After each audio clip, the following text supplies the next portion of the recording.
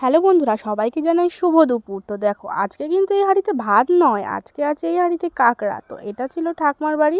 তো ঠাকমা ডাকছিল কাঁকড়া নেওয়ার জন্য, আর আমার মেয়েও কিন্তু কয়দিন ধরে বায়না করছিল যে একটু কাঁকড়া খাবে। তো সেইভাবে কিন্তু আমি কাঁকড়াটা পাই না বলে এখানে দেখছি যে ঠাকমা ডাকছে যেহেতু, তাই জন্য কিন্তু কাঁকড়াগুলো নিতে এসেছিলাম।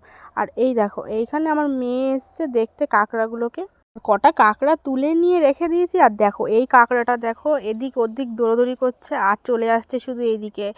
আমি তো এগুলোকে হাত দিয়ে ধরতে পারি না, আমার খুব ভয় লাগে। আমি ভাবছি যে এগুলোকে কিছু একটা করে নিয়ে যাব। দেখো লাস্টে এই বাক্সটার মধ্যে করে কিন্তু তুলে নিয়েছিলাম, আর আমার মেয়েও কিন্তু একটু দেখছিল। তো নিয়ে এখন মার কাছে দিয়ে আসবো, মাই কিন্তু এইগুলোকে কাটবে। তো কাঁকড়া খেতে কে কে ভালোবাসো অবশ্যই কিন্তু কমেন্ট করে জানিও। আর কাঁকড়াগুলো যেহেতু কিন্তু ছোট ছিল, তাই জন্য কিন্তু 3টে নিয়ে এসেছিলাম। তো মা তো রান্না করছে, আর আমি কিন্তু ঘরে চলে এসেছি স্নান টান কমপ্লিট করে এসে কিন্তু একটুখানি গান শুনছিলাম।